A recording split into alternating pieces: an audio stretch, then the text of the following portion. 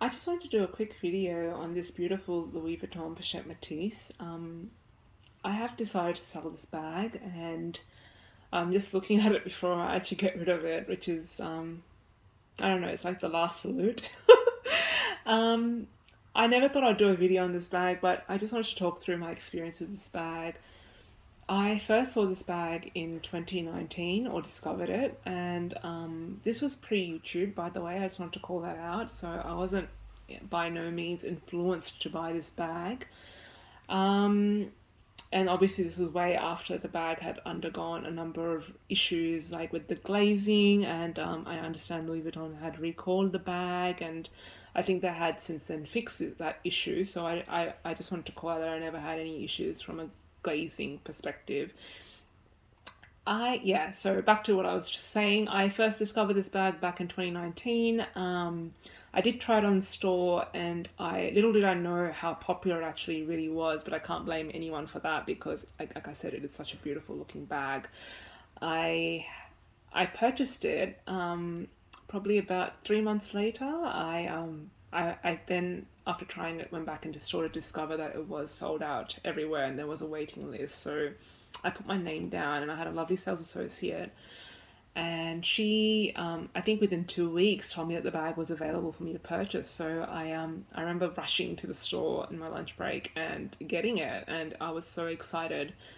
I had back then purchased the bag for 2,540 Australian dollars, and now this is where it gets interesting because I took that bag out, I think maybe after 3 months of buying it for the first time, which was quite surprising because I was itching to just, have this bag in my collection at any cost. And, well, not at any cost, but you know what I mean. I was just so like obsessed at the time. And I'd also started discovering YouTube, and I saw how popular the bag was on YouTube. And in the Lux community, and I want to shout out to all the people that love this bag, especially Jerusha, who raved on about it. And it's still one of her favorite bags, and I can't see why not. And I've also seen some YouTubers who actually had this bag and had parted ways with this bag, and it was interesting hearing the reasons because I noticed that I wasn't really gravitating towards this bag on the weekends, and I don't know if it was the logos because, like another YouTuber here on, which I want to mention is Hello Catwalk City, who absolutely adores this bag as well.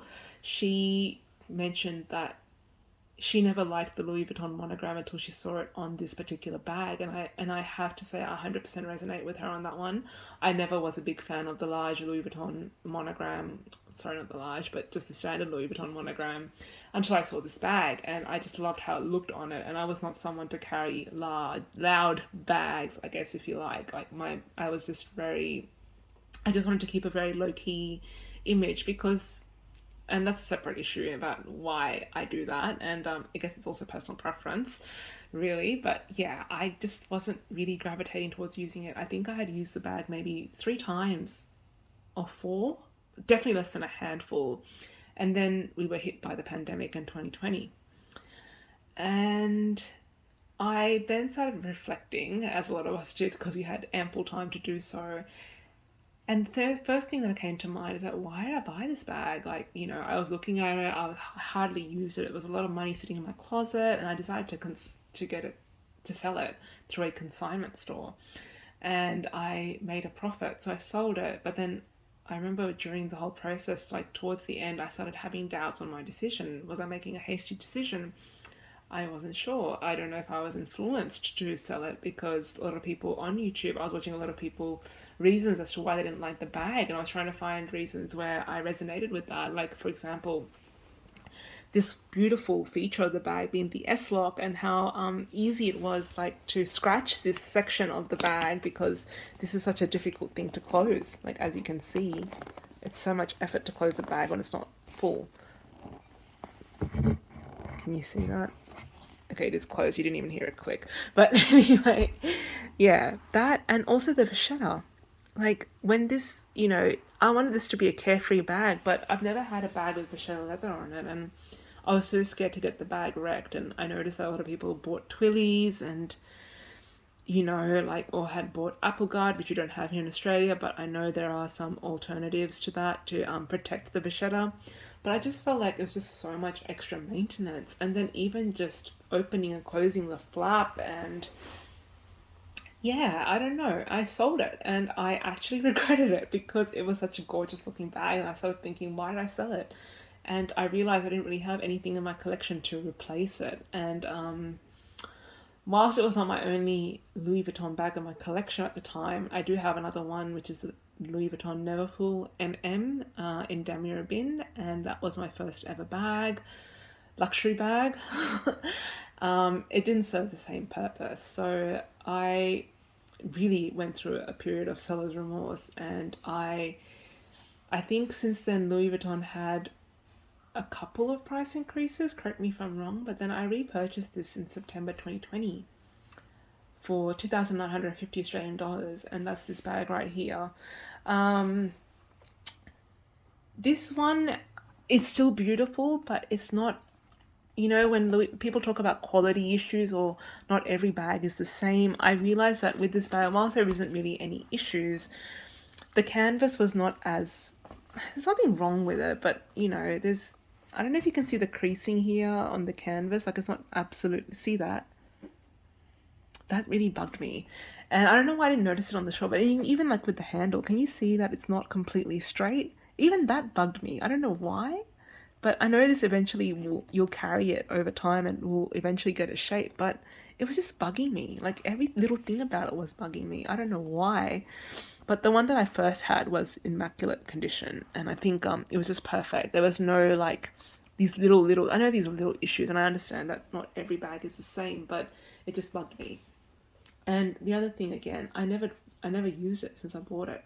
I was thinking I would, but I never did. And I know we were in lockdown for most of the time, like post Christmas 2020, we were in lockdown. We got out of lockdown, then we went back into lockdown. So we were pretty much in lockdown for half a year since I purchased this bag. So I never used it during lockdown. I know some people loved using this bag during lockdown, but I didn't. And the fact that I didn't reach for it made me think about it again. And I decided, because I had seller's remorse from the first time I had sold on this bag, that I was going to think about it. And I had sat on about it for a long time.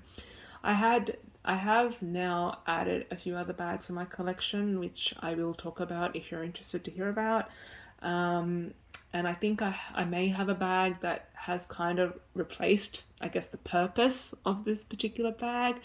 And I realized that the reason why I wanted this bag in my collection was I wanted something with the traditional Louis Vuitton monogram and that beautiful brown canvas in my collection. And that's probably why I had repurchased it.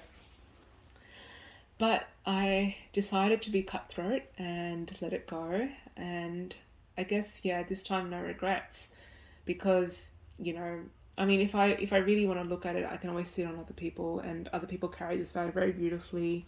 I've also learned that this is not really my style. Like, it looks like, I mean, it is a messenger bag silhouette, and I don't really carry messenger bags. I never have. I get a lot of, college, school vibes, university vibes from it. Like, I mean, there is some sort of element to work vibes too, because like the kind of briefcase kind of look, but it's not really a briefcase, and I can't really make it work for me as a work bag. So I prefer to carry a tote or something that more substantial, because now that we are out of lockdown and most of us that are in office jobs are working from home, so I have to carry my laptop and some other things like lunch and water bottle, and that can be, this bag obviously will not fit all of that. I mean, whilst it is a very functional bag, I will admit it carries a lot of stuff for a lot of people. It doesn't carry a lot for me. So, and it's definitely not a bag that I will use on the weekend. So I've learnt that it is not something I will use. So yeah, I just wanted to talk through those, I guess, components or my reasoning as to why I made this bag go, and share it with a few people here on YouTube. I never thought I'd ever actually make a YouTube video on this, but I just wanted to share my thoughts, and I apologize for not being so cohesive or articulate in what I'm trying to say. I don't have any speaker notes here, but yeah, I just wanted to share my thoughts. And yeah, I mean, I don't know, if you are watching this video, maybe you own this bag. Let me know your thoughts about this bag. I mean, like I said, please don't get me wrong, I really love this bag, but this bag just hasn't worked out for me. The fact that I had bought this bag twice says a lot, because I mean, I do love the look of this bag. I still think it's a very beautiful bag. I will miss having this bag in my collection, but yeah, no regrets in selling it, because I know I can put that money towards something else that I would use a bit more. But yeah, thanks for watching. I hope you're having a wonderful day or night wherever you are in the world. Bye.